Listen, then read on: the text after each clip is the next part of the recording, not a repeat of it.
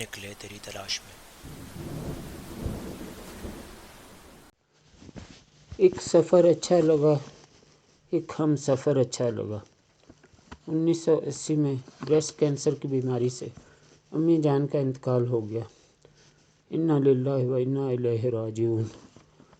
اللہ تعالیٰ انہیں غریق رحمت کرے، ان کے درجات بلند فرمائے اور انہیں جنت الفردوس میں اعلیٰ مقام نصیب کرے، آمین۔ ان کی وفات ناگہانی سے ہمارے گھر کا شیرازہ بکھر گیا۔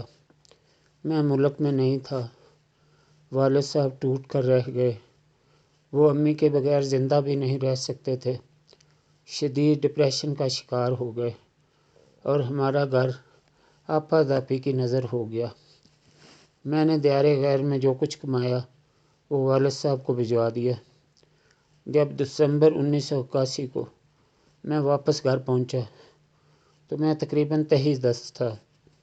میں نے اللہ تعالیٰ کی عنایت سے تقریباً ساری زندگی نہایت آسودگی میں گزاری ہے، لیکن یہ ایک واحد موقع تھا کہ میں انتہائی عجیب و غریب حالات کے نشانہ پر تھا۔ بقول Shakespeare, miss fortune never comes alone, it comes in battalions، یعنی مصیبت کبھی تنہا نہیں آتی۔ میری اپنی کزن ڈاکٹر شگفتہ یاسمین سے نسبت طے ہو چکی تھی۔ میں نے اپنے چچا جان چودھری اشرف گومن سے فون پر ہمارے گھر فیصل آباد آنے کی درخواست کی۔ وہ تشریف لائے تو میں نے اپنا مدعا بیان کیا۔ انہوں نے میری فوری شادی کے لیے میری درخواست قبول کر لی اور 4 دسمبر 1981 کو شادی کی تقریب ہونا طے پائی۔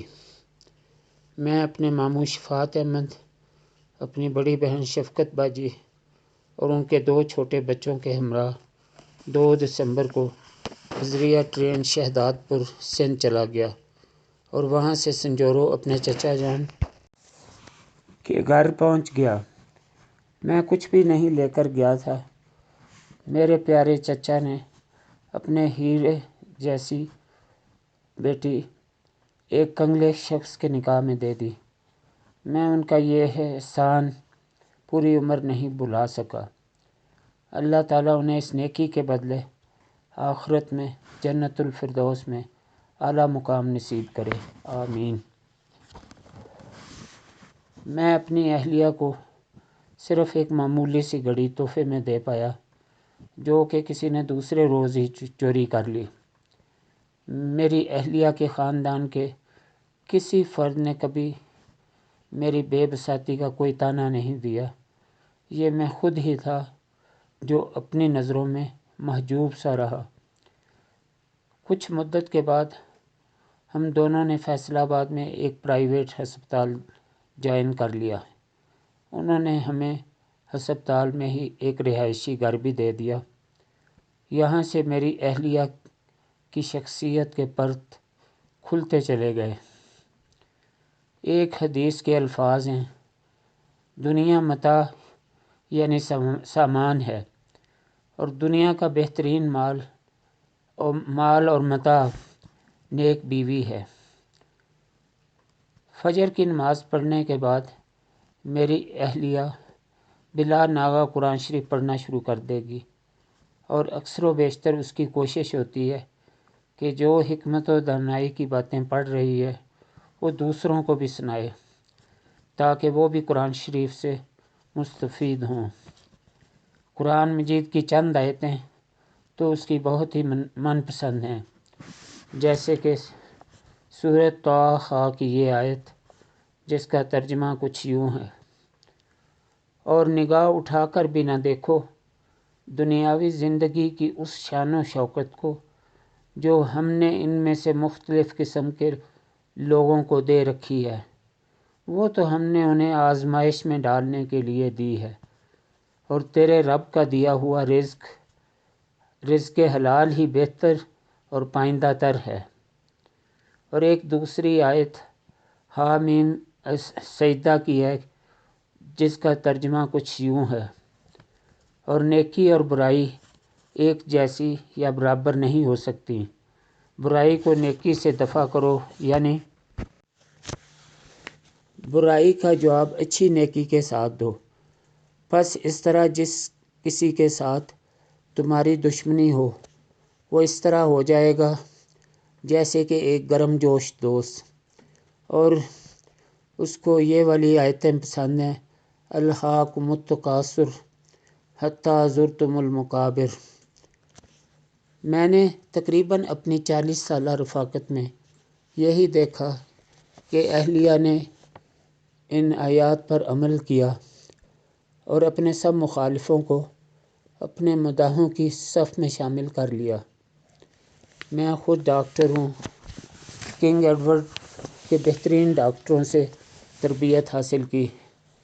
انہوں نے ہمیشہ مریضوں کے ساتھ اچھا سلوک کرنے کی ہدایت کی۔ ویسے بھی اللہ تعالیٰ کو 2 علم زیادہ پسند ہیں، ایک علم الادیان دین کا علم اور دوسرا علم الابدان ڈاکٹری کا علم۔ مجھے اپنے متعلق یہ زعم تھا کہ میں ایک ہمدرد اور خیر خواہی کرنے والا ڈاکٹر ہوں، لیکن جب میں نے اپنی اہلیہ کے مریضوں کے ساتھ کمٹمنٹ دیکھی تو حیران رہ گیا کہ کوئی ایسا ڈاکٹر بھی ہو سکتا ہے جو مریضوں کی خدمت میں اپنی ذات اور ضروریات کو بھی بھول جائے۔ وہ اپنے تمام مریضوں کی تمام باتیں انتہائی توجہ اور پوری دل جمعی سے سنتی ہیں، اور ان کی پوری کوشش ہوتی ہے کہ مریض جلد سے جلد صحت یاب ہو جائے۔ ہمارے گھر کے کلینک کے اوقات کے گھر کے باہر لکھے ہوئے آویزاں ہیں، لیکن مریض سارا دن آتے رہتے ہیں اور انہیں کوئی مقررہ وقت کی یاد دہانی نہیں کرواتا۔ مریض یہ کہہ کر کہ ہم بہت دور سے آئے ہیں بیٹھ جاتے ہیں اور پھر اپنا معائنہ کروا کے ہی جاتے ہیں۔ دوپہر کو آرام کے وقفے میں یہ کام لگاتار ایک تسلسل سے چلتا رہتا ہے۔ مجھے ہمیشہ سے دوپہر کو قیلولہ کرنے کی عادت ہے۔ مجھے بھی بعض اوقات جھنجھوڑ کر میری اہلیہ کہتی ہیں کہ آپ کا مریض بہت دور سے آیا ہے یا ان کا بچہ بہت تکلیف میں ہے، آپ پلیز چیک کر آئیں، اور مجھے جا کر ہی مریض کو دیکھنا ہی پڑتا ہے۔ اتوار کو ہم نے کلینک کی چھٹی کا لکھ رکھا ہے، لیکن اگر ہم گھر پر موجود ہوں تو اکثر مریض گھر آ کر چیک کروا جاتے ہیں اور کہتے ہیں کہ ڈاکٹر صاحب گھر پر تو مل ہی جائیں گے۔ گائنی یعنی زچہ بچہ ایسا شعبہ ہے جہاں آپ کو رات کے آرام کی بھی کوئی ضمانت نہیں ہے۔ مریض رات کے کسی پہر کسی بھی وقت آ سکتا ہے۔ ایک طرح سے لیڈی ڈاکٹر 24 گھنٹے آن کال ہوتی ہے اور کسی وقت بھی مریض کو دیکھنے سے انکار نہیں کر سکتی۔ اس پر یہ بھی کہ رات کے کسی وقت بھی ہسپتال جا کر آپریشن کرنا پڑ سکتا ہے۔ اگر کسی وجہ سے آپریشن کے دوران مریض کی بلیڈنگ نہیں رکتی تو میری اہلیہ کی تو جان پر بن جاتی ہے۔ میں نے کبھی ڈاکٹروں کو مریضوں کے ساتھ مرتے نہیں دیکھا، لیکن لٹرلی اہلیہ کو اس وقت تک چین نہیں آتا جب تک مریضہ ٹھیک نہیں ہو جاتی۔ اس کی بھوک مر جاتی ہے اور انتہائی بےکل اور بے چین رہتی ہے جب تک اسے یہ خبر نہیں مل جاتی کہ مریضہ اب ٹھیک ہے اور اس کی حالت خطرے سے باہر ہے۔ عملہ کے ساتھ اہلیہ کا بہترین سلوک ہوتا ہے، وہ انہیں ہر طرح کی سہولت مہیا کرتی ہے۔ کئی مرتبہ مجھے اپنے گھر پر ہندوؤں کے آشرم ہونے کا گمان ہوتا ہے جس میں مختلف ادوار میں بے شمار اشخاص کو پناہ ملتی رہی ہے۔ وہ ہر وقت ذکر اذکار میں مصروف رہتی ہے۔ اگر اہلیہ دوپہر کو فارغ ہو تو کام کرنے والے بچوں کو پڑھانے میں لگ جائے گی، اور اگر کوئی پوتا پوتی آئے ہوں تو انہیں اردو لکھوانا شروع کر دے گی۔ میری اہلیہ کا موٹو مقصد حیات کام، کام اور بس کام ہے۔ وہ کسی وقت بھی کام کے بغیر نہیں رہ سکتی۔ اگر کوئی پوٹے والی سیویاں بنا رہا ہے تو وہ اس کے ساتھ یہ کام کرنا شروع کر دے گی۔ اگر کوئی کچن میں برتن دھو رہا ہو تو اس کی مدد کرنے کے لیے برتن دھونا شروع کر دے گی۔ اگر کوئی کپڑے دھو رہا ہے تو اس کے ساتھ مل کر کپڑے دھونے میں مدد کرے گی۔ میں جب بھی قرآن شریف میں یہ آیت پڑھتا ہوں وَمَا لِأَحَدٍ عِندَهُ مِن نِعْمَةٍ تُجْزَىٰ إِلَّا ابْتِغَاءَ وَجْهِ رَبِّهِ الْأَعْلَىٰ، اس پر کسی کا کوئی احسان نہیں جس کا بدلہ اسے دینا ہو، وہ تو صرف اپنے رب برتر کی رضا جوئی کے لیے یہ کام کرتا ہے۔ تو میرے ذہن میں اپنی اہلیہ آ جاتی ہے جس کا لوگوں سے میل جول صرف اور صرف اللہ تعالیٰ کی خوشنودی حاصل کرنے کے لیے ہوتا ہے۔ محلے میں کوئی فوتگی ہو جائے وہ اپنی ایک ہمسائی کے ساتھ اس گھر میں فوراً چلی جائے گی۔ واقف لوگوں میں عورتوں کی میت کو غسل دیتی تھی، رشتہ داروں میں تو یہ باقاعدہ اس کام کے لیے بلایا جاتا تھا۔ پھر کرونا کی وبا نے میتوں کو غسل دینے والا کام بند کروا دیا۔ پوری دنیا میں کہیں بھی مسلمانوں کو تکلیف اور ایذا پہنچنے پر انہیں ہر تکلیف اپنی محسوس ہوتی ہے۔ اگر بچے کبھی سیر سپاٹے پر اصرار کریں تو بلی مانس کا ایک ہی جواب ہوتا ہے کہ ہم تو اپنے اللہ تعالیٰ کی دی ہوئی جنت میں جا کر سیر سپاٹے کیا کریں گے۔ میری اہلیہ گنتی کے چند کپڑوں میں گزارا کرتی ہے۔ جو بھی اچھے اچھے کپڑے تحفے میں ملتے ہیں وہ سارے دوسروں میں بانٹ دیتی ہے۔ اپنے اوپر خرچ کرنا اسراف سمجھتی ہے۔ انتہائی سادہ خوراک کھاتی ہے اور ہمیشہ گھر کا کھانا پسند کرتی ہے، اور باہر کے کھانے اس کو بالکل بھی پسند نہیں ہیں۔ تندور کی روٹی اور چٹنی انتہائی شوق سے کھاتی ہے۔ اہلیہ کبھی موسم کی سختی کی شکایت نہیں کرتی بلکہ سخت گرمی کو خوب انجوائے کرتی ہے۔ اللہ تعالیٰ کی پیدا کی گئی نعمتوں کے لیے ہمیشہ رطب اللسان رہتی ہے۔ اللہ تعالیٰ نے پھلوں میں کتنے اچھے اچھے ذائقے رکھے ہیں، رنگوں میں کتنے ہی بے شمار شیڈز بنا رکھے ہیں۔ میری اہلیہ کو گھر میں مرغیاں پالنے کا جنون کی حد تک شوق ہے۔ گھر کی چھت پر ان کا ڈربہ بنوا رکھا تھا۔ کچن کی بچی کھچی چیزیں بھی استعمال میں آ جاتی تھیں اور دیسی مرغیوں کے انڈے کھانے میں مل جاتے تھے۔ میری اہلیہ اپنے بچوں کو دینی تعلیم دلانے اور انہیں عربی زبان سکھانے کے لیے متمنی رہتی ہے۔ میری اہلیہ نے میرے والد صاحب کی بے انتہا خدمت کی۔ ان کے کپڑے خود اپنے ہاتھ سے دھوتی تھیں، کسی ملازمہ کو دھونے کے لیے نہیں دیتی تھی۔ وہ دوسروں کو ہمیشہ اچھی چیز دیتی ہیں، کم اچھی چیز اپنے لیے رکھ لیتی ہیں۔ میرے رشتہ داروں کے ساتھ ہمیشہ حسن سلوک سے پیش آتی ہیں۔ شروع میں وہ کھانا بھی خود پکا کر مجھے اور بچوں کو کھلاتی تھیں۔ پھر کلینک میں زیادہ مصروف ہونے کی وجہ سے ملازمہ سے بنوانا شروع کر دیا۔ مجھے ان کے ہاتھ کے پکائے کھانے بے حد پسند تھے۔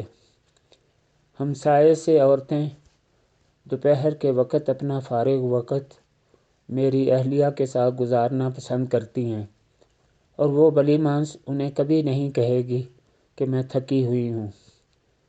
جن لوگوں نے ہمارے ساتھ زیادتی بھی کی ان کے ساتھ بھی بہترین رویہ اختیار کیے رکھا، حالانکہ میں بعض اوقات تلملا کر رہ جاتا تھا۔ اللہ تعالیٰ نے میرے اوپر نعمتوں کی بارش کر دی، لیکن اس کا سب سے بڑا انعام میری اہلیہ کی شکل میں تھا، جس نے میری زندگی بدل کر رکھ دی، اور میری زندگی کا سفر اس کی معیت میں بڑا ہی ہموار، آسان اور بہترین گزرا ہے۔ کسی شاعر کا یہ شعر یوں لگتا ہے اس نے میرے لیے ہی لکھا تھا۔ منزلوں کی بات چھوڑو، کس نے پائی منزلیں؟ ایک سفر اچھا لگا، ایک ہم سفر اچھا لگا۔ نظم اہلیہ، شاعر نامعلوم۔ مہرباں رازداں قدرداں اہلیہ، میں جہاں بھی رہوں ہو وہاں اہلیہ، میرے الفاظ کی ترجمہ اہلیہ، میں ہوں کشتی اگر بادباں اہلیہ، ہاں لباس اللہن کی تفسیر ہے، ہاں حسین راحت جسم و جاں اہلیہ، میری ہمراز و ہمدرد و غمخوار ہے، محسنہ جان من جان جاں اہلیہ، جس کے دم سے گناہوں سے محفوظ ہوں، مکر کی دھوپ میں سائباں اہلیہ، شوق تقویٰ پہ لقوہ کا خطرہ نہیں، رب کا احسان جائے اماں اہلیہ، اہلیہ سے وفا سنت مصطفیٰ، میں قلم کار تو داستاں اہلیہ، اب کسی بت کی دل میں جگہ ہی نہیں، دل کی دہلیز پہ آستاں اہلیہ، میرے غم میں پریشان رہتی ہے وہ، میری خوشیوں پہ ہے شادماں اہلیہ، جس کے صدقے خیالوں میں پاکیزگی، میرے اعمال کی پاسباں اہلیہ، صنف نازک ہے آسانیوں میں مگر مشکلوں میں ملے گی چٹاں اہلیہ، میری آسودگی کی وجہ دوستو، ہاں جی ہاں اہلیہ، ہاں جی ہاں اہلیہ، غیر محرم کو تکنے کی حاجت نہیں، غور سے دیکھتا ہوں میاں اہلیہ، دشت عشق مجازی میں برباد جو، اس کو کیا ہو خبر گلستاں اہلیہ، یا الہی یوں ہی ہم نوا ہم سفر، اس جہاں اہلیہ اس جہاں اہلیہ، اہلیہ سے محبت کے اظہار میں آج ہدہد ہے رطب اللساں اہلیہ۔